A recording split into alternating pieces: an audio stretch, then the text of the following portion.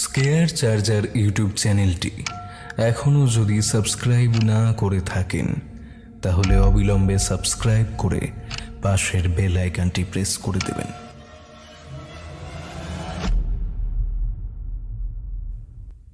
নমস্কার, team square চার্জারে আপনাকে স্বাগত জানাই আরেকবার। আমরা স্কেয়ার চার্জার আজ আপনার জন্য নিয়ে এসেছি একটি গ্রাম বাংলার ভৌতিক কাহিনী। লেখিকা প্রিয়া ঘোষের কলমে সিরাজপুরের জমিদার বাড়ি।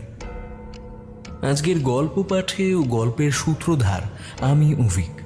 মুখ্য ভূমিকায় দিব্যেন্দু দাস, শুভ ধর, বুবাই সাহা, দিব্যেন্দু গোস্বামী, পারমিতা, সাগর পাঠক, সুপ্রজা এবং আমি অভিক। শব্দ সংযোজন ও পরিচালনায় দেবরাজ দে। আবহ নির্মাণ কৌশিক বসু। প্রচ্ছদ নির্মাণ রাকিব ফ্রম গল্পাসুর। তাহলে চলুন শুরু করা যাক আমাদের আজকের নিবেদন।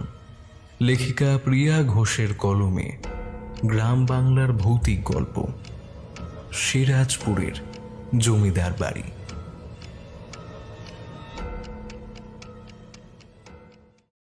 এই কেউ জল নেই, তাড়াতাড়ি জল নিয়ে, তাড়াতাড়ি তাড়াতাড়ি। নিলয়ের অফিসের ডেস্ক থেকে তার এক সহকর্মী ছুটতে ছুটতে জল নিয়ে এলো। জল নিয়ে আসতেই নিলয়ের চোখে মুখে জল ছিটানো হলো। আরে এ তো নীলাদার জ্ঞান ফিরেছে। নীলাদা, ঠিক লাগছে এখন? নিলয় আস্তে আস্তে উঠে বসলো। আচ্ছা, আস্তে আস্তে, হ্যাঁ, সাবধানে। আগে আগে একটু ঠান্ডা হয়ে বসো তুমি। অফিসের কেউ গিয়ে তোমার বাড়িতে দিয়ে আসবে, চিন্তা করতে হবে না তোমায়। আর আজকে তোমায় আর কোনো কাজ করতে হবে না, বুঝলে? নিলয় হলো বছর 30-এর যুবক। সে কলকাতায় পরিবারের সাথে থাকে। নিলয় আইটি সেক্টরে চাকরি করে। সেই আজ অফিসে অজ্ঞান হয়ে গিয়েছিল। অফিস কলিগরা কোনো রকমে সুস্থ করে তাকে বাড়ি পৌঁছে দিয়েছে। ইদানিংকালে নিলয়ের শরীরটা ভালো যাচ্ছে না, প্রায়শই অজ্ঞান হয়ে যাচ্ছে। আইটি সেক্টরের কাজেরও খুব প্রেশার। সে ডাক্তারও দেখিয়েছে। ডাক্তার বলেছেন অতিরিক্ত কাজের প্রেশার থেকে এমন হচ্ছে, তাই ডাক্তারবাবু তাকে বলেছে হাওয়া বদল করতে। কিন্তু সে যাবেটা কোথায় সেটাই সে ভেবে পাচ্ছে না। অফিস কলিগরা বাড়িতে পৌঁছে দেওয়ার পর রাতটা ভালোভাবে ঘুমিয়ে সকালে নিলয়ের শরীরটা আগের থেকে একটু সুস্থ হলো। তাই সে বাজারের ব্যাগটা নিয়ে বাজার করতে বেরোলো। বাজার সেরে নিলয় বাড়ি ফিরতে ফিরতে তার পেছনে সে এক চেনা কণ্ঠস্বর শুনতে পেল। এই নিলয়, শুনতে পাচ্ছিস? এই নিলয়। নিলয় পেছনে তাকিয়ে দেখে অমিত তাকে ডাকতে ডাকতে ছুটছে। অমিত হলো নিলয়ের বন্ধু। সে পাশের কলোনিতে ঘর ভাড়া করে থাকে। তার পরিবার থাকে গ্রামে, কাটোয়া স্টেশনের ভিতরে সিরাজপুর নামে একটি গ্রামে। অমিত পড়াশোনা সূত্রেই কলকাতায় এসেছিল। একই কলেজে পড়তো নিলয় ও অমিত, সেই থেকেই তাদের বন্ধুত্ব। অমিত হাঁপাতে হাঁপাতে নিলয়ের সামনে এসে দাঁড়ালো এবং হাঁপাতে হাঁপাতে বলল, কি রে, তুই কি কানের মাথা খেয়েছিস নাকি? কখন থেকে ডাকছি? নিলয় বলল, কোথায়? আমি তো শুনিনি। অমিত বলল, মনটা কোথায় থাকে তোর? যাই হোক, বাদ দে। কেমন আছিস বল? আমি এখান দিয়ে যাচ্ছিলাম, তোকে দেখলাম তাই ছুটে এলাম। কিন্তু তুই তো আমার ডাক শুনতেই পাচ্ছিলিস না। সকাল সকাল আমায় ছুটিয়ে মারলি তুই। উফ। নিলয় একটু ক্লান্ত গলায় বলে উঠল, এই চলছে রে, কিন্তু কদিন ধরে না শরীরটা ভালো যাচ্ছে না। ডাক্তারবাবু হাওয়া বদল করতে বলেছে, কিন্তু কোথায় যাব সেটাই তো বুঝে উঠতে পারছি না। আমি থাকতে চিন্তা করছিস কেন? হ্যাঁ, তুই এক কাজ কর, আজ রাতের ট্রেনে আমার সাথে গ্রামের বাড়িতে চল। নিলয় জিজ্ঞেস করলো, তোর গ্রামের বাড়িতে? হ্যাঁ, আমাদের বাড়িতে। আমিও বাড়িতে ফিরছি, তুইও আমার সাথে চল, তোর ভালো লাগবে। গ্রাম্য পরিবেশ, খোলামেলা হাওয়া, শহরের এই দূষিত কোলাহল পরিবেশ থেকে অনেকটা ভালো। নিরিবিলি যে 2 দিন কাটিয়ে আসবি। আর বাড়িতেও লোকজনের তেমন চাপ নেই। মা বাবা আর আমাদের বাড়ির দেখাশোনা করে নসুদা। আচ্ছা, তা কটার ট্রেনে যাচ্ছিস? এই তো রাত 9:05 কাটোয়া লোকালে। তুই রেডি হয়ে থাকিস। আচ্ছা, ঠিক আছে। তা আমাদের বাড়িতে যাবি না? চল একবার ঘুরে আসবি। না রে, এখন আর যাবো না, বাড়ি থেকে একটু গোছগাছ করবো। আচ্ছা, ওই কথাই রইল, এখন আসি রে। এই বলে অমিত চলে গেল বাজার নিয়ে। বাড়ি ফিরে তার স্ত্রীকে জানায় সে তার বন্ধুর সাথে বন্ধুর গ্রামের বাড়িতে হাওয়া বদলে যাবে আজ রাতের ট্রেনে। অমিতের কথা মতো কাটোয়া লোকাল ধরতে নিলয় বাড়ি থেকে বেরিয়ে যায় 8টার দিকে। স্টেশনে গিয়ে একেবারে দুই বন্ধু দেখা করবে। নিলয় স্টেশনে উঠতেই অমিতের সাথে দেখা হলো তার। নিলয় অমিতকে প্রশ্ন করল, টিকিট রেডি তো? তুই চিন্তা করিস না, সব রেডি আছে। কিছুক্ষণ পর 9টা 5-এর কাটোয়া লোকালের ট্রেন স্টেশনে এসে উপস্থিত হলো। যথারীতি অমিত আর নিলয় ব্যাগপত্র তুলে নিজেদের সিটে গিয়ে বসল। রেলের এই কামরাটা বেশ ফাঁকা, ভেতরে হলুদ নিয়ন আলো জ্বলছে। ট্রেনটি নির্দিষ্ট টাইমে স্টেশন ছাড়ল। রাতের দিকে এসব স্টেশনগুলো বেশ ফাঁকাই থাকে। ট্রেন তার আপন গতিতে ছুটছে আলো আধারির মাঝে। নিলয়ের বেশ ভালো লাগছে, চারিদিক শান্ত ও স্নিগ্ধ। কামরার জানলা দিয়ে শুধুমাত্র নিকষ অন্ধকার আর কয়েক গুচ্ছ জোনাকের খেলাই দেখা যাচ্ছে। নিলয় আর অমিত গল্পগুজব করছে আর মাঝে মাঝে এই শান্ত স্নিগ্ধ পরিবেশ উপভোগ করছে। ট্রেনটি নবদ্বীপ ছাড়িয়ে যখন বিষ্ণুপ্রিয়া হল্টে ঢোকে তখন স্টেশনে কিছু মানুষের দেখা মিলল। এদিকে 2-1টা স্টেশনে এখনো জনসমাবেশ বেশ ভালোই, কিন্তু নিলয় খেয়াল করল অমিত কেমন অস্থির হয়ে উঠেছে, যেন কোনো কিছু দেখে এমন করছে সে। তার চোখ দুটো রাগে লাল হয়ে উঠেছে। নিলয় অমিতকে জিজ্ঞেস করল, কি রে অমিত, এত অস্থির লাগছে কেন তোকে? কি হয়েছে তোর? না না, কিচ্ছু হয়নি। অস্থির হবো কেন, একটু গরম লাগছে তাই।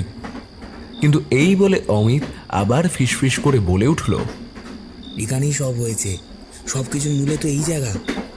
নিলয় কিছুই বুঝতে পারে না অমিত কি বলছে এসব, তাই সে বলে ওঠে, কি সব বলছিস তুই? আমি তো কিছুই বুঝতে পারছি না। ধুর, কিচ্ছু না, তোকেও তো বুঝতে হবে না। তোর ভালো লাগছে তো? হ্যাঁ রে, বেশ ভালোই লাগছে, অনেকদিন পর বেশ হালকা লাগছে। এইভাবে তারা নানান গল্প করতে থাকলো। ট্রেনও আপন গতিতে ছুটতে লাগলো। একসময় ট্রেনটি কাটোয়া স্টেশনে এসে থামলো। তখন প্রায় রাত 11টা বাজতে যায়। নিলয় ও অমিত ট্রেন থেকে নামলো। অমিতদের গ্রাম এখান থেকে প্রায় মাইল 5 দূরে। এত রাতে গাড়ি পাওয়া মুশকিল। স্টেশনেও হাতে গোনা কয়েকজনকে দেখা যাচ্ছে। আসলে গ্রামের দিকে রাত 11টা মানে অনেকটাই রাত, তাই এত লোক সংখ্যা কম। নিলয় অমিতকে একটু চিন্তিত স্বরেই বলল, অমিত, এত রাতে গাড়ি কি পাওয়া যাবে? দেখে তো মনে হচ্ছে আজ হেঁটেই যেতে হবে তোদের বাড়িতে। তাই তো মনে হচ্ছে। দাঁড়া, একটু সামনে এগিয়ে গিয়ে দেখি যদি কোনো গাড়ি পাওয়া যায়। এই বলেই তারা দুজনেই স্টেশনের ধার বেয়ে হাঁটতে শুরু করলো। চারিদিক অদ্ভুত অন্ধকারে ছেয়ে আছে। হঠাৎ তারা স্টেশনের শেষ প্রান্তে একটা মাল টানা গাড়ি দেখতে পেলে। অমিত বলে উঠল, নিলয়, একটা মাল টানা গাড়ি পাওয়া গেছে, চল এটাতেই আমরা যাব। এটাতে তো মালপত্র পাওয়া হয়, যাত্রীবাহী গাড়ি তো নয়। তাতে কি ভাই, এত রাতে এর থেকে ভালো গাড়ি পাওয়া যাবে না। এই গাড়িতে না গেলে হেঁটে বাড়ি ফিরতে হবে প্রায় রাত শেষে। নিলয় ভেবে দেখল সত্যিই এই গাড়িতে যদি না যায় তবে হেঁটেই যেতে হবে। এখন শরীরে অত ধকল সহ্য হবে না, তার চেয়ে এই ঢের ভালো। কিন্তু গাড়ির চালক কোথায়? অনেক ডাকাডাকি খোঁজাখুঁজির পর তার দেখা মিলল।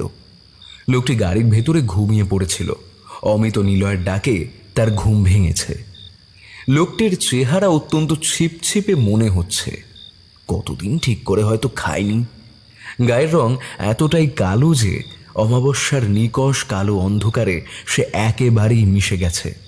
শুধু জ্বলছে তার সাদা হলদে মিশ্রিত দুটো চোখ।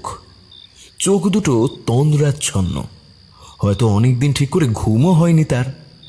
এই মালপত্র টানার কাজের জন্যই হয়তো তার ঘুম হয়নি। যাই হোক, অমিত তাকে ডেকে বলল, দাদা, সিরাজপুর যাবেন?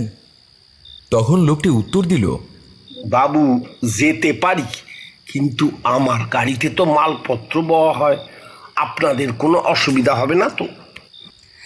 না না, আমাদের কোনো অসুবিধা হবে না, আপনি চলুন। কিন্তু তারপর অমিত একটু অদ্ভুত হেসে বলল,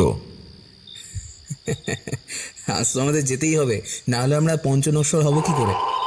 নিলয় অমিতের কথা কিছুই বুঝতে পারল না। তারপর তারা গাড়িতে চাপে, গাড়িও চলতে শুরু করে। গাড়ি লোকালয় ছাড়িয়ে একটা জঙ্গলের রাস্তায় ঢুকল। চারিদিক ঘন জঙ্গল, আলোর লেশ মাত্র নেই, শুধু গাড়ির সামনে জ্বলছে মশালের আলো। রাস্তার দুপাশে কাঁটা গাছের ঝোপঝাড়। এ পথে কাউকে হেঁটে আসতে হলে খুব সাবধানে আসতে হবে, নয়তো সে ঝোপঝাড়ের কাঁটার কবলে পড়বে।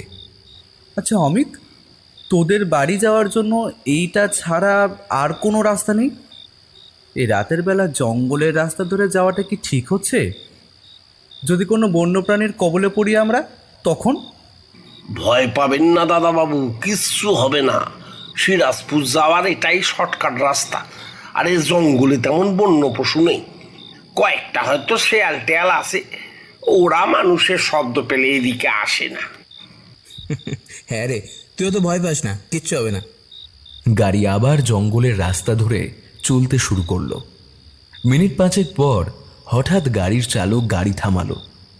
অমিত বলে উঠল, কি ব্যাপার দাদা, গাড়ি থামালেন কেন? এখন তো সিরাজপুর আসেনি, তাহলে? দাদাবাবু, আসলে সামনে না কোনো কিছু এসে দাঁড়িয়েছে, মনে হয় কোনো প্রাণী।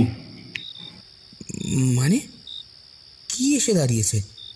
হঠাৎ তারা একটা বিড়ালের ডাক শুনতে পায়, কিন্তু ডাকটা কেমন ভয়ঙ্কর অদ্ভুতভাবে কানে লাগছে। বিড়ালের ডাক এমন হতে পারে? নিলয় তখন বলে উঠল, শুনতে পাচ্ছিস অমিত? বিড়ালের ডাক, কিন্তু কি বাজে ডাকটা! উফ, কি কানে লাগছে! তারপর তারা গাড়ি থেকে নেমে সামনে গিয়ে দেখল একটা কালো বিড়াল বসে রয়েছে। বিড়ালটার গায়ের রং একদম মিশমিশে কালো, কোথাও অন্য একটু রঙের লেশ মাত্র নেই। এই রাতের অন্ধকারে সে একেবারে মিশে গেছে।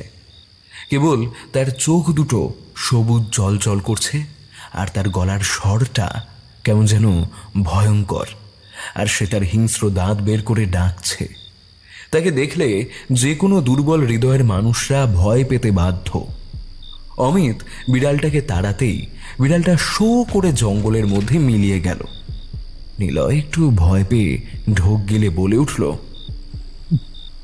ও অমিত, বিড়ালটা কি অদ্ভুত না? আরও ডাকটা শুনেছিস? ভাই সিরিয়াসলি আমার কিন্তু বেশ ভয় লাগছিল। হঠাৎ বিড়ালটা কোথা থেকে এসে আমাদের গাড়িটা আটকালো বলতো? তখন গাড়ি চালক বলে উঠল, দাদাবাবু, ভয় পাবেন না, জঙ্গলের থেকে ভ্রাম বিড়াল এসেছিল। এখানে ভ্রাম বিড়াল দেখা যায় প্রায়শই, আপনারা গাড়িতে উঠুন। অমিত তখন বলল, শুনলি তো, এখানে মাঝে মাঝে এমন ভামবিড়াল দেখা যায়। চল এখন গাড়িতে উঠি, নয়তো দেরি হয়ে যাবে। তারপর আবার গাড়ি চলতে শুরু করলো। কিন্তু নিলয়ের মনে হতে লাগলো এই জঙ্গলটা যেন তাকে গিলে খেতে আসছে। তার খুব অস্বস্তি হতে লাগলো, কখন যে এই জঙ্গল শেষ হবে। কিছুক্ষণ পর গাড়ি সিরাজপুরের মাঠে এসে থামলো। পর তারা গাড়ির ন্যায্য ভাড়া মিটিয়ে মাঠের পাশ দিয়ে সরু গলির কাঁচা রাস্তা ধরে তারা হাঁটতে শুরু করলো। তারা একটা পুকুর পেরিয়ে বাড়ির সামনে এসে দাঁড়ালো। বাড়ির সামনে একটা লোহার গেট, চারিদিকে বড় বড় গাছে ঘেরা, যেন এই বাড়িটি এই জঙ্গলের মাঝে একাই দাঁড়িয়ে আছে। আশেপাশে তেমন লোকালয় নেই, তবে সামনে একটা বাজার আছে। এখানকার মানুষরা সেখান থেকেই তাদের নিত্য প্রয়োজনীয় জিনিসপত্র আনেন। যখন নিলয়রা অমিতদের বাড়িতে পৌঁছায় তখন রাত প্রায় 12টা ছুঁই ছুঁই। তারা গেট খুলে বাড়ির দরজায় কড়া নাড়ল, কিন্তু বাড়ির ভেতর থেকে কোনো সারা শব্দই এলো না। অমিত বাড়ির কাজের লোকটাকে, মানে যে বাড়ির দেখাশোনা করে, সেই নসুদাকে ডাকলো। নসুদা, ও নসুদা, দরজা খোলো, আমি অমিত। এবার দরজা খোলার শব্দ পাওয়া গেল। নসুদা দরজাটা খুলে দিল। বেশ ভারী চেহারা, মুখে মোটা গোঁফ, চোখ দুটো বেশ আকর্ষণীয়। সাদা ধুতি আর স্যান্ডো গেঞ্জি পরিহিত নসুদা লণ্ঠন হাতে দাঁড়িয়ে আছে। অমিত বলল, শুনতে পাও না নাকি? কখন থেকে বাইরে দাঁড়িয়ে রয়েছি। আসলে দাদাবাবু কয়েকদিন ধরে চোরের উপদ্রব বেড়েছে এখানে, তাই দরজা খুলতে সাহস পাচ্ছিলাম না আর কি। এখানে চোরের উপদ্রব? আচ্ছা, যাই হোক, আমাদের ব্যাগগুলো ভেতরে ঢোকাও। তোমার হাতে লণ্ঠন কেন? বাড়িতে ইলেকট্রিসিটি নেই? না দাদাবাবু, আজ বাড়িতে ইলেকট্রিসিটি নেই। লাইনের বড় গন্ডগোল দেখা গেছে।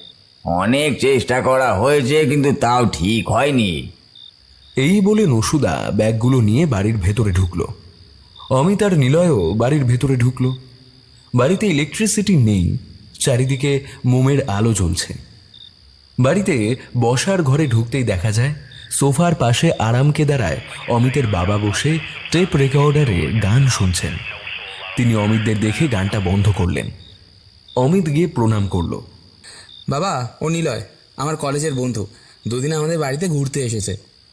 নিলয় গিয়ে অমিতের বাবাকে প্রণাম করলে অমিতের বাবা বলল, বাবা নিলয়, এসো, বসো বসো। এতটাই এসেছো যখন, নিশ্চয়ই খিদে পেয়ে গেছে। তোমার কাকিমা খাবার বানাচ্ছে। আসলে অমিতের আসতে একটু দেরি হবে জেনেই ওর মা দেরি করে রান্নাঘরে গেছে, যাতে অমিতকে গরম গরম খেতে দিতে পারে। না না, তুমি আগে একটু জল খাও। অমিতের বাবা নসুদাকে ডাকলো। এই নসু, নসু, এদিকে একটু দাদাবাবুর জন্য জল নিয়ে আয় তো। নসুদা দূর থেকে সম্মতি জানালো। কিছুক্ষণ পর রান্নাঘর থেকে অমিতের মা বেরিয়ে আসলে অমিত ও নিলয় গিয়ে তাকে প্রণাম করলো। অমিত নিলয়ের পরিচয় দিল। তারপর নসুদা জল নিয়ে আসলো। জল এনে নসুদা নিলয়কে দিল।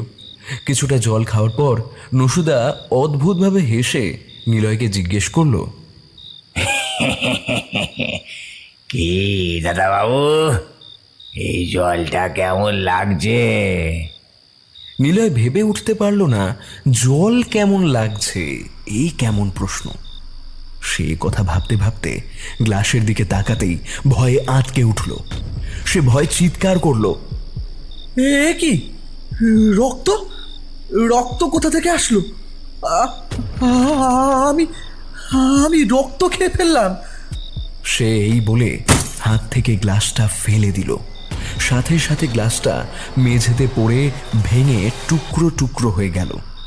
অমিত সাথে সাথে নিলয়ের কাছে এসে বলল, কি হয়েছে নিলয়? তুই এরকম করছিস কেন? কি সব বলছিস? রক্ত কোথা থেকে আসবে এখানে? তোর কি মাথা খারাপ হয়ে গেল নাকি? এই গ্লাসে, এই গ্লাসে রক্ত।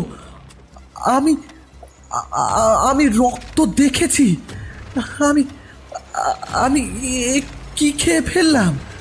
বাবা নিলয়, তুমি ঠিক করে দেখো, কোথাও কোনো রক্ত নেই। গ্লাসে তো জলই ছিল। হয়তো তুমি এতটা জার্নি করে এসেছো, তাই তোমার শরীরটা খারাপ লাগছে। তুমি এক কাজ করো না, অমিতের ঘরে গিয়ে একটু বিশ্রাম নাও, হাতে মুখে জল দাও, তাহলে দেখবে তোমার ভালো লাগবে। এই অমিত, হ্যাঁ মা, বলো। যা নিলয়কে নিয়ে তোর ঘরে যা। আচ্ছা মা। নিলয়, আয় আমার সাথে আমার ঘরে চল। অমিত ও নিলয় সিঁড়ি বেয়ে দোতলায় উঠল। দোতলায় 3টি ঘর, পশ্চিম ও পূর্ব দিকে একটি করে ঘর, আর মাঝে আরেকটি ঘর, যেটা হলো স্টাডি রুম, যেখানে অমিতের বাবা তার ব্যবসার সমস্ত কাজবাজ করেন। অমিত নিলয়কে নিয়ে ঘরে ঢুকল। নিলয়ের মনে তখনও বেশ খানিকটা ভয় তাকে গ্রাস করে রেখেছে। আবার এটাও ভাবছে হয়তো কাকিমাই ঠিক বলেছে, কয়েকদিন ধরে শরীরটা ভালো যাচ্ছে না। তারপর এই এতটা ধকল, হয়তো তার জন্যই সে ভুল দেখছে। নিলয় ফ্রেশ হয়ে বিছানায় বসেছে। অমিতের ঘরের জানলা দিয়ে একটা ঠান্ডা স্নিগ্ধ বাতাস খেলে যাচ্ছে। তার বেশ ভালো লাগছে। কি এবার ভালো লাগছে তো তোর? হ্যাঁ, এখন বেশ হালকা লাগছে। তখন যে আমার কি হলো কিছুই বুঝতে পারলাম না। এর মধ্যে নিচ থেকে অমিতের মায়ের গলা শোনা গেল। অমিত, নিলয়কে নিয়ে খেতে আয়, দেরি করিস না, খাবার ঠান্ডা হয়ে যাবে। হ্যাঁ মা, যাচ্ছি আমরা। যা হয়েছে বাদ দে, চল চল চল, নিচে চল। মা আমাদের জন্য খাবার বেড়ে অপেক্ষা করছে। তারপর তারা নিচে নেমে এলো।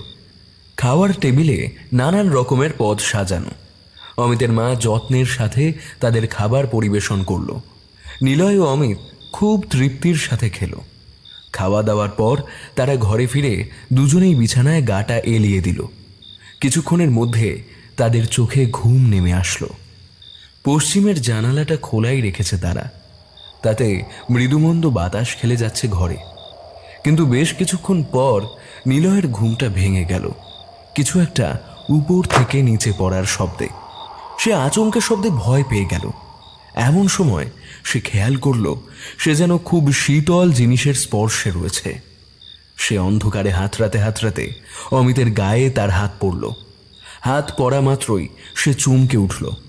সে আস্তে আস্তে বলল, এ কি, অমিতের গা এত ঠান্ডা কেন? একদম বরফের মতো শীতল, যেন অমিত একটা মরা মানুষ। সে বেশ ভয় পেয়ে গেল। সে জোরে শব্দ করে অমিতকে ডাকতে যাবে, এমন সময় তার চোখ পড়ল জানালায় অন্ধকারে যেন সবুজ দুটো আলো জ্বলছে। সাথে সাথে জানলা থেকে ভেসে আসলো সেই বিড়ালের কর্কশ ডাক। কি ওখানে? ও ওখানে কি? এই ডাক, এই ডাক তো আমি জঙ্গলে শুনেছিলাম। নিলয় ঘেমে নিয়ে একাকার অবস্থা। সে কিছু বুঝে উঠতে পারছে না তার সাথে কি ঘটে চলেছে। ঘরের নিয়ন হলদে বাতির আলোয় সে ভালো করে খেয়াল করলো ঘরের জানালায় বসে রয়েছে সেই বিড়ালটা, যেটাকে তারা আসার সময় জঙ্গলে দেখেছিল। সেই গায়ের রং, জ্বলন্ত সবুজ দুটো চোখ, আর সেই হিংস্রতা, সাথে তার কর্কশ ডাক। সে যেন বারবার নিলয়কে কোনো বিপদের ইঙ্গিত দিচ্ছে, তাকে সাবধান করছে। নিলয় তার কাছে এগিয়ে যাবে এমন সময় জানালা দিয়ে বিড়ালটা লাফ দিল। ততক্ষণে ঘরের আলো জ্বলে উঠেছে। ঘরের আলো জ্বালাতে নিলয় যতটা না অবাক হয়েছে, তার থেকেও বেশি অবাক হলো তার সামনেই একটা মানব মূর্তির ছায়া পড়েছে। কার এই ছায়া? অমিত তো এখন ঘুমোচ্ছে, তাহলে এ ঘরে এখন কে আসবে? এসব ভাবতে ভাবতে নিলয়ের মাথা কাজ করছে না। হঠাৎ নিলয় তার কাঁধে একটা হাতের স্পর্শ পেল। সে খুব ভয়ে সন্তর্পণে পেছনে ফিরল। কেন, তুই কি ভাবছিলিস? ভূত? না ভাই, ঠাট্টা করিস না। আর দেখি তোর গাটা। তারপর নিলয় অমিতের গাটা স্পর্শ করল। না, কোথায় ঠান্ডা? এ তো নর্মাল টেম্পারেচারই আছে। তাহলে তখন সে কি বুঝল? কি হয়েছে নীলা? তুই এভাবে আমায় কি দেখছিস? তখন নিলয় বিষয়টা একটু আড়াল করার চেষ্টা করে অমিতকে বলল, না না, কিছু দেখছি না। জানিস, আবার ওই বিড়ালটা এখানে এসেছিল, ওই জানাতেই বসেছিল। ওই বিড়াল এখানে? আচ্ছা, হয়তো খাবারের জন্য ঘরে ঢুকেছিল। তুই এসব বাদ দে, চল আয় শুয়ে পড়ি। ইলেকট্রিসিটিও চলে এসেছে। এই বলে অমিত বিছানায় গিয়ে শুয়ে পড়ল। কিন্তু নিলয়ের মাথা থেকে বিষয়টা গেল না। বন্য ভামবিড়াল বাড়িতে ঢুকবে খাবারের জন্য? কিন্তু সেই বিষয়টাকে বেশিক্ষণ মাথায় রাখতে পারল না নিলয়। সেও অমিতের পাশে গিয়ে শুয়ে পড়ল। সকালবেলা নিলয় ঘুম ভেঙে উঠে বসতেই দেখে অমিত তার পাশে নেই। বেলাও বেশ হয়েছে। কাল রাতের ঝক্কির পর নিলয়ের ঘুমটা বেশ গাঢ় হয়ে এসেছিল, তাই উঠতে একটু দেরি হয়ে গেল তার। নিলয় হাতে মুখে জল দিয়ে নিচে আসলো। নিচে এসে দেখল অমিত তার মা বাবার সাথে বসে চা খাচ্ছে। নিলয়কে দেখে অমিত বলল, আয় আয় নিলয়, বস। তুই ঘুমাচ্ছিলিস তাই আর তোকে ডাকিনি। না না, ঠিক আছে, কোনো ব্যাপার না। এরপর সকালের চাটা খেয়ে অমিত নিলয়কে বাড়ির চারপাশটা ঘুরিয়ে দেখানোর জন্য নিয়ে যায়। বাড়ির বাইরে বেরিয়ে গ্রামের এই খোলামেলা বাতাস নিলয়ের খুব ভালো লাগছে। কালকে রাতের ঘটনাগুলো যেন সে বেমালুম ভুলে গেছে। তারা ঘুরতে ঘুরতে অমিতদের বাড়ির পেছনে আসে, কিন্তু নিলয় হাঁটতে হাঁটতে যেন কিছু নরম জিনিসের উপর পা দিয়ে ফেলেছে। সে পায়ের দিকে খেয়াল করতেই শিউরে উঠল। সে দেখল একটা মৃত বিড়ালের উপর সে পা দিয়েছে। সে ভয়ে চিৎকার করে উঠল। তার চিৎকার শুনে অমিত তার কাছে ছুটে আসলো। নিলয় খেয়াল করল এই সেই কালো বিড়ালটা যে কালকে অমিতের ঘরের জানলায় এসেছিল। কিন্তু ও মরল কিভাবে? বিড়ালটাকে ভালোভাবে খেয়াল করলে দেখা যায় বিড়ালটার মাথাটা কেউ মুচড়ে ঘুরিয়ে মেরে ফেলেছে। কি হয়েছে নীলা? তুই এভাবে চিৎকার করে উঠলি কেন? অমিত, অমিত দেখ, দেখ ওই বিড়ালটা কিভাবে মরে রয়েছে। আমি তোকে আমি তোকে বলেছিলাম না ও কাল রাতে তোর ঘরে এসেছিল, কিন্তু দেখ কিভাবে কিভাবে ওর মাথাটা ঘুরিয়ে ওকে কেউ মেরে ফেলেছে। অমিত নিলয়ের কথা মতো নিলয়ের পায়ের দিকে তাকালো। সেও বেশ অবাক হলো। সে বলে উঠল, তাই তো, কিন্তু বিড়ালটাকে কে মারবে? ও হয়তো অন্য কোনো কারণে মারা গেছে। অমিত নসুদাকে বিড়ালটা ফেলে দিয়ে আসতে বলল, নয়তো এখানে পড়ে থাকলে পচে গন্ধ বেরোবে। এর ওপরেই ঠিক অমিতের ঘর, তাই পচে গেলে ঘরে গন্ধে টেকার দায় হয়ে যাবে। নসুদা এসে বিড়ালটাকে নিয়ে গেল। তারপর নিলয় এবং অমিত বাড়ির ভেতরে গেল। নিলয়ের মনের ভেতর তখন ওই বিষয়টা ঘুরপাক খাচ্ছিল। তারপর দুপুরের খাবার খেয়ে তারা বিশ্রাম নিচ্ছিল, এমন সময় অমিত নিলয়কে জিজ্ঞেস করলো, নিলয়, মাছ ধরতে যাবি? চল মাছ ধরতে যাই। শহরে তো এসব করাই হয়ে ওঠে না। চল আমাদের বাড়ির সামনের পুকুরটাতে। নিলয়ের মনটা সকালের ঘটনার জন্য ভালো নেই। বারবার তার মনে পড়ছে ওই বিড়ালটার কথা। তাই সেও ভাবল একটু বেরোলে হয়তো ভালোই লাগবে। তাই সে আর আপত্তি করল না। বিকেলের মৃদুমন্দ বাতাসের খেলার একটা মনোরম পরিবেশে তারা পুকুর পাড়ে বসে মাছ ধরতে লাগলো। নিলয় একটু উঠে পাশে হাঁটাহাঁটি করতে করতে একটা সিগারেট ধরালো। সে কালকের ঘটনাগুলো নিয়ে ভাবনার জালে এক প্রকার ডুব দিল। এমন সময় পাশ দিয়ে একটা লোক যাচ্ছিল। সে নিলয়কে দেখে একটা ডাক দিল, ও দাদা, দাদা এখানে কি করছেন এই সময়? আসলে দাদা, আমি আর আমার বন্ধু এখানে মাছ ধরতে এসেছি।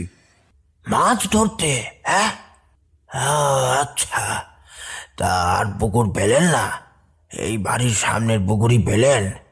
হ্যাঁ, যাই হোক, তা আপনাকে তো কোনোদিন এ গাঁয়ে দেখেছি বলে মনে হয় না। আপনার বন্ধু কে, আর এখানে উঠেছেনই বা কোথায়? আমি নিলয়, কলকাতায় থাকি। এখানে অমিতদের বাড়িতে এসেছি। অমিতই আমার বন্ধু। এই তো ওই সামনের বাড়িটাই ওদের। লোকটি নিলয়ের কথা শুনে যে বেশ অবাক ও ভয় পেয়েছে তা তার মুখ দেখেই স্পষ্ট বোঝা যাচ্ছে। সে বলে উঠল, কি, অমিতদের বাড়িতে? মানে এই সামনের বাড়িতে? কি বলছেন কি? তাড়াতাড়ি পালান এখান থেকে, না হলে আর প্রাণ নিয়ে বাড়ি ফিরতে হবে না। ও বাড়ি ভালো না, তাড়াতাড়ি পালান, তাড়াতাড়ি। লোকটি একথা বলতে বলতে দ্রুত সেই স্থান ত্যাগ করল। নিলয় কিছুই বুঝে উঠতে পারল না কি বলে গেল লোকটা এসব। এ বাড়ি ভালো না, পালাতে? এসব ভাবতে ভাবতেই নিলয় তার কাঁধে একটা হাতের স্পর্শ পেল। আবার সে চমকে পিছনে ফিরল, দেখল অমিত দাঁড়িয়ে।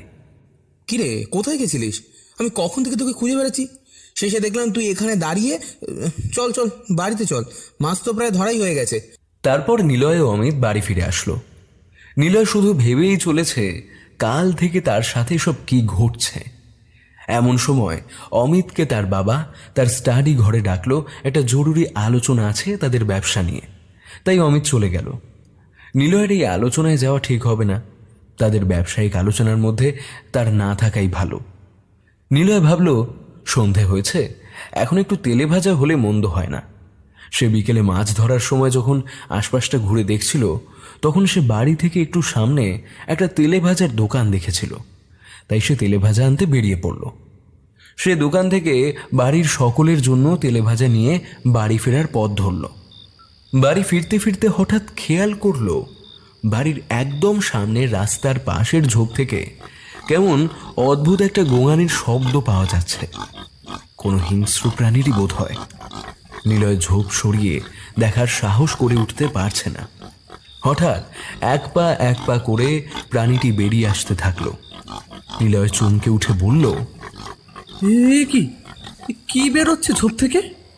সে পাশেই পড়ে থাকা একটি শুকনো ডাল হাতে নিল নিজেকে রক্ষা করার জন্য। প্রাণীটি ঝোপ থেকে বেরোলে দেখা যায় একটি শেয়াল, কিন্তু একে শেয়াল বলা যায় না। শেয়ালের থেকে বেশ বড় মাপের।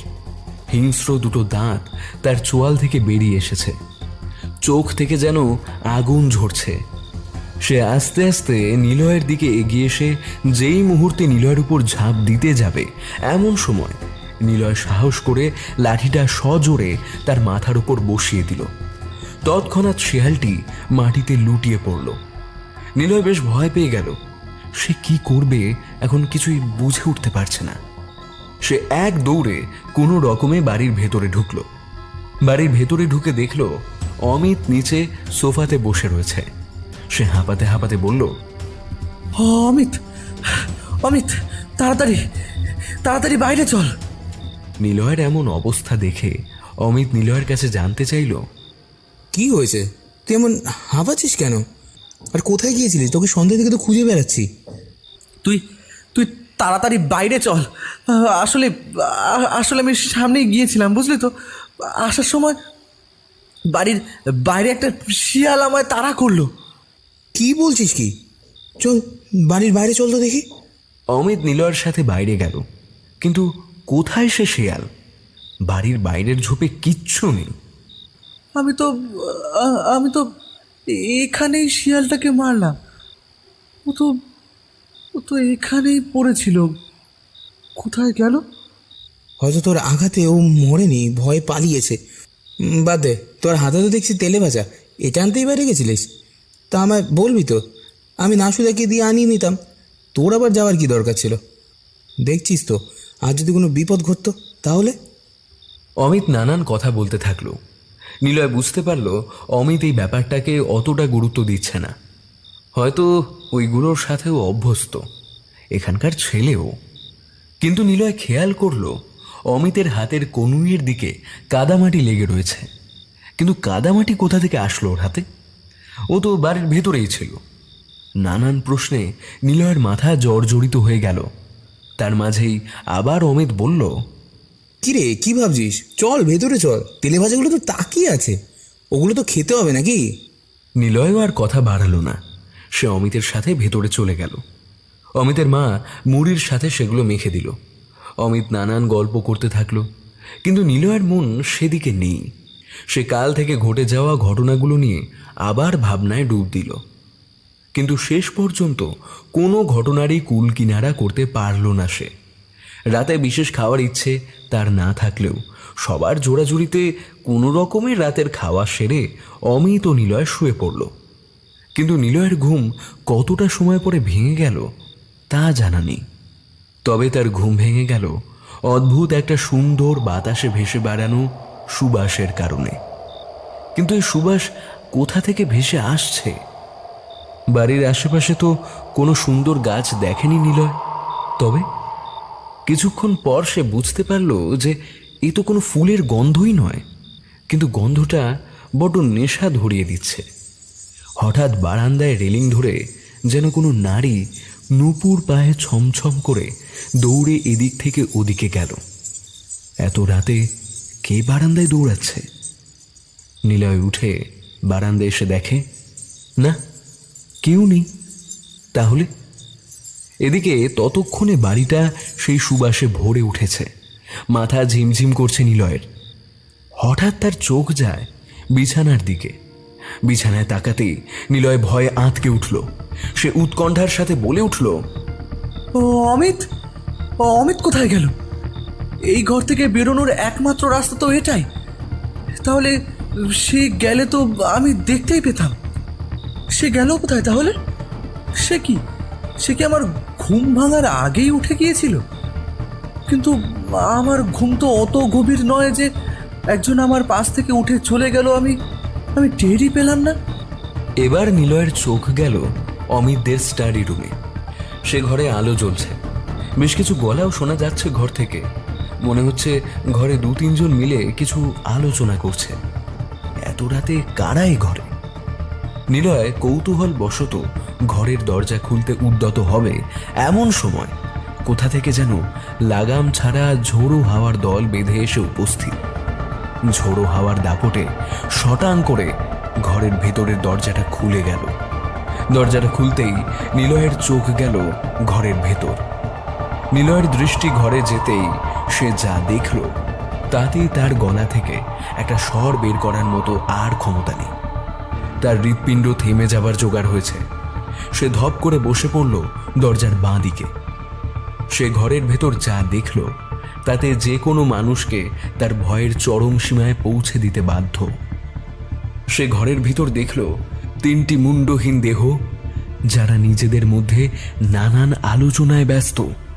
তাদের বাহ্যিক কোনো বিষয়ের দিকে কোনো খেয়াল নেই, তারা তাদের আলোচনাতেই মগ্ন। এবার ঘর থেকে চেয়ার সরানোর শব্দ হলো। মনে হচ্ছে তারা তাদের স্থান ত্যাগের জন্য প্রস্তুত হচ্ছে। তারা পায়ের শব্দ করতে করতে ঘর থেকে যেন বেরিয়ে আসছে। নিলয় আড়াল হয়ে বসল। সে দাঁড়াবার মতো শক্তি পাচ্ছে না। 3টি মুন্ডহীন গলা কাটা দেহ হাঁটতে হাঁটতে ঘর থেকে বেরিয়ে 1 তলার সিঁড়ির সামনে গিয়ে দাঁড়ালো। তারা একবার পিছন দিকে ফিরল। নিলয় পিছন দিকেই তাদের দেখতে লাগলো। কিন্তু নিলয় ভাবতে লাগলো, সে যে ঘরের ভেতর কথাবার্তা শুনেছিল তা কি করে সম্ভব? এই 3 জনের মাথাই তো নেই। এরপর নিলয় তাদের ভালো করে দেখল। তারা 3 জন তাদের মুন্ডগুলো তাদের বাম হাতে মুষ্টিবদ্ধ করে রেখেছে তাদের চুলের সাথে, আর মুন্ডগুলো থেকে অবিরাম রক্ত ঝরছে। এই 3 জনের মধ্যে 2 জনের মুন্ডু তো নিলয়ের ভালোভাবেই চেনা, তার সাথে সেই 2 জনের সাজ পোশাকও। সে অস্ফুট ভয়ার্ত কণ্ঠে বলে উঠল, এই যে অমিত আর ওর বাবা। হৃৎপিণ্ড তখন স্বাভাবিকের চেয়ে অনেক দ্রুত চলছে নিলয়ের। এটা কিভাবে সম্ভব? নিলয় বুঝে উঠতে পারছে না। বাইরে ও বাড়ির ভেতরে তখন ঝোড়ো হাওয়ার দাপট বর্তমান। এবার ওই 3টি দেহ নিচে নেমে গেল। তাদের নিচে নামতে দেখে বারান্দার এক কোণে এসে নিচের দিকে তাকিয়ে দাঁড়িয়ে রইল নিলয়। কোথা থেকে হঠাৎ একটা পোড়া মাংসের আঁশটে গন্ধে ভরে গেল চারিদিক। নাককে যেন একেবারে ঝাঁঝিয়ে তুলছে এই গন্ধ। নিলয়ের বমি পেতে শুরু করলো। সে কোনো রকমে তা ঠেকিয়ে নিঃশব্দে দাঁড়িয়ে থাকলো। নিচে অমিত ও তার বাবা এবং আরেকটি মুন্ডহীন দেহ সোফায় বসে কী সব কথা বলছেন এবং অট্টহাসি হাসছেন। কিন্তু তাদের একটা কথাও নিলয়ের মাথার ভিতরে ঢুকল না। তবে তাদের মধ্যে অমিতের বাবার বলা একটা কথা নিলয়ের কানে এসে লাগলো। অমিতের বাবা বারবার বলছে, আলো অমাবস্যার পুণ্যতিথিতে আমরা পঞ্চনশ্বর হব। নিলয় এই কথাটা যেন আগেও কোথাও শুনেছে। হ্যাঁ, অমিত গাড়িতে ওঠার সময় এই কথাটাই বলেছিল। নিচে অমিতের গলা শুনে নিলয়ের ঘোর কাটল। মা, তাড়াতাড়ি চা নিয়ে এসো, কাকাবাবু তো বসে আছেন। রান্নাঘর থেকে অমিতের মা উত্তর দিল, আমি এখনই আসছি। রান্নাঘর থেকে যখন অমিতের মা বেরিয়ে এলো তখন তাকে দেখে নিলয় আরও একবার চমকে গেল। ততক্ষণে বাতাসে সেই পোড়া মাংসের আঁশটে গন্ধটা আরও উগ্র হয়ে উঠল। অমিতের মায়ের দেহ যেন একদম আগুনে পুড়ে ঝলসে গেছে। তার শরীরের কোনো কোনো অংশ থেকে রক্ত ঝরছে। নিলয় এ দৃশ্য যেন আর সহ্য করতে পারছে না। সে ভয়ে চিৎকার করে উঠল। সে চিৎকার করে উঠতেই সব দেহগুলো তার দিকে তাকালো আর হাসতে হাসতে বলতে থাকলো, তুই আমার মেয়ে, তুই আমার মেয়ে। নিলয় এমন সময় ভয়তে একমাত্র নসুদাকে ভরসা করে চিৎকার করতে করতে সিঁড়ি দিয়ে দৌড়ে নামতে থাকলো। নসুদা, ও নসুদা, তাড়াতাড়ি পালাও, আমাদের এ বাড়ি থেকে পালাতে হবে, না হলে আমরা বাঁচতে পারবো না। কিন্তু নসুদা তার ডাকের উত্তর দেয় না। নিলয় অসাবধানতা বশত সিঁড়িতে পা পিছলে গড়িয়ে সিঁড়ি থেকে পড়ে যায়। সিঁড়ি থেকে পড়ার ধাক্কা আর এই সব ঘটে যাওয়া ঘটনার ফলে তার স্নায়ুতে অনেক চাপ পড়ে যায়। ফলে সে মেঝেতেই জ্ঞান হারায়। সেদিনের গোটা রাতটা এভাবেই কেটে যায়। পরদিন অমিতদের বাড়ির তালা খুলে নসুদা বাড়ির ভেতরে ঢুকতেই অবাক হয়ে গেল। সে বলে উঠল, এ কে? এই বসার ঘরের মেঝেতে পড়ে আছে এভাবে? নসুদা ভালো করে খেয়াল করে দেখল নিলয়ের জ্ঞান নেই। সে নিলয়ের চোখে মুখে জল ছিটালে আস্তে আস্তে নিলয়ের জ্ঞান ফিরে এলো। নিলয় নসুদাকে দেখে চমকে উঠল। সে ভয়ে বলে উঠল, নসুদা, নসুদা, আমাদের এখান থেকে পালাতে হবে, এখান থেকে পালাতে হবে, নইলে আমরা বাঁচবো না। ওরা ওরা আমাদেরকে মেরে ফেলবে। নিলয়ের মাথায় তখনও কালকের রাতের ঘটনা ঘুরপাক খাচ্ছে। নিলয়ের এমন কথাবার্তা শুনে নসুদা অবাক হয়ে গেল। ইনি কে আর কী সব বলছেন? আর এখানে বা ঢুকলেন কি করে? বাড়ি তো বাইরে থেকে তালাবদ্ধ। তাহলে নসুদা এসবই ভেবে চলেছে। তারপর নসুদা বলে উঠল, হে আপনি কে? আর এখানেই বা ঢুকলেন কি করে? আর কি সব বলছেন? কারা আমাদের মেরে ফেলবে? তখন নিলয় অবাক হয়ে গেল নসুদার কথা শুনে ও ব্যবহার দেখে। নসুদা যেন তাকে চিনতেই পারছে না। তখন নিলয় বলল, নসুদা, নসুদা, তুমি আমায় চিনতে পারছো না? আমি আমি অমিতের বন্ধু নিলয়। পরশুদিন অমিতের সাথে এ বাড়িতে ঘুরতে এসেছিলাম। নিলয়ের এসব কথা শুনে নসুদার মুখে বিস্ময়ের রেখা ফুটে উঠল। নসুদা মনে মনে ভাবল, কি বলছে কি লোকটা? পরশুদিন অমিত দাদাবাবুর সাথে নাকি এই বাড়িতে এসেছে। এ কি করে সম্ভব? তখন নসুদা একটু বিরক্তির স্বরেই বলল, দুধ মশাই, আপনার কি মাথা খারাপ নাকি যে অমিত দাদাবাবু আপনাকে এ বাড়িতে নিয়ে আসবে? হ্যাঁ, বাড়িটা তো 6 মাস তালা বন্ধ হয়ে পড়ে রয়েছে। ভালো করে দেখুন, চারিদিকে ধুলো বালিতে চারদিক ভরে রয়েছে। আর আপনি বলছেন পরশুদিন আপনি এ বাড়িতে এসেছেন? তখন নিলয় চারপাশটা খেয়াল করল। হ্যাঁ, তাই তো। চারিদিক কেমন ধুলোর স্তূপে ঢাকা পড়েছে। দেখে বোঝাই যাচ্ছে বহুদিন এখানে কোনো মানুষের যাতায়াত বা বসবাস হয়নি। কিন্তু এটা কি করে সম্ভব? কাল রাত অবধি যে বাড়ি এত সাজানো গোছানো ছিল, এত ঘটনা ঘটল, সেখানে সে বাড়ি আজ ধুলোর স্তূপ। নিলয়কে চুপচাপ দেখে নসুদা বলে উঠল, তা মশাই, আপনি এখানে অজ্ঞান হয়ে পড়েছিলেনই বা কেন? হ্যাঁ, আর আপনার মাথা থেকে তো রক্তও ঝরছে। এই আপনার সাথে কি হয়েছে? নিলয় মাথায় হাত দিয়ে দেখল তার মাথা থেকে রক্ত বেরোচ্ছে। নসুদা রক্তটা পরিষ্কার করে দিয়ে পট্টি বেঁধে দেয় নিলয়ের মাথায়। তারপর তাকে সবটা খুলে বলতে বলে। নিলয় এক এক করে সব ঘটনা বলতে থাকে, সাথে শেষের ওই ঘটনাটাও বলল, আমরা পঞ্চনশ্বর হব। সবটা শোনার পর নসুদা বলল, আপনার ভাগ্য ভালো দাদাবাবু যে আপনি প্রাণে বেঁচে গেছেন। আর পঞ্চনশ্বর বলতে যখন কোথাও একসাথে 4 জন মারা যায়, তখন তারা 5ম জনকে খোঁজে। তখন তাদের কাছের মানুষদেরই মেরে তাদের দলে আনতে চায়। এইভাবেই তারা 5 জন মিলে পঞ্চনশ্বর হয়ে ওঠে। মানে? হ্যাঁ, এ বাড়িতে 4 জন মারা গেছে। অমিত দাদাবাবু, কর্তা মশাই, গিন্নিমা, আর একজন হলেন কর্তা মশাইয়ের এক বন্ধু। আপনার থেকে যা শুনলাম, আপনি এই 2 দিন ধরে আমাকে ভেবে যাকে দেখছেন, সে আসলে কর্তা মশাইয়ের বন্ধু, যিনি আমার রূপ ধরে এসেছিলেন। কারণ আমি এখানে সেই ভয়ানক দিনের পর, অর্থাৎ 6 মাস পর আজ এই বাড়িতে ঢুকলাম, আর ঢুকেই এই সব ঘটনা। তখন নিলয় কৌতূহলী হয়ে জানতে চাইল, সেদিন সেদিন কি হয়েছিল নসুদা? নসুদা তখন সেদিনের সব ঘটনা বলতে শুরু করলো।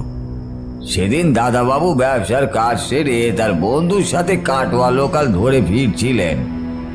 দাদাবাবুর কাছে সেদিন ব্যবসার বেশ কিছু টাকা ছিল।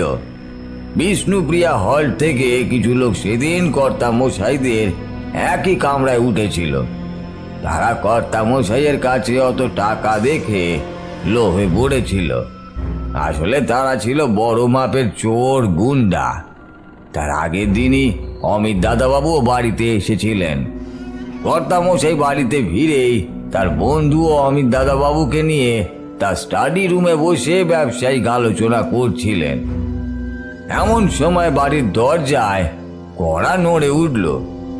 কত রাত হয়েছে বলে আমি দরজা খোলার সাহস পাচ্ছিলাম না, কিন্তু গিন্নিমা দরজাটা খুলে দিতে বলল, যদি কেউ বিপদে পড়ে এসে থাকে সেই জন্যই। কিন্তু দরজা খুলে লোকগুলো বলল কর্তা মশাইয়ের সাথে দেখা করতে চায়, ওই ব্যবসায়িক কাজের কি সব দরকারের জন্য নাকি এসেছে। তারপর তারা ভেতরে আসলো, কিন্তু লোকগুলোর মধ্যে কিছু লোক হুট করে রান্নাঘরে ঢুকে গিন্নিমাকে বেঁধে ফেললো আর মুখে কাপড় বেঁধে দিল। আমি ভয় একটা জায়গায় লুকিয়ে পড়লাম।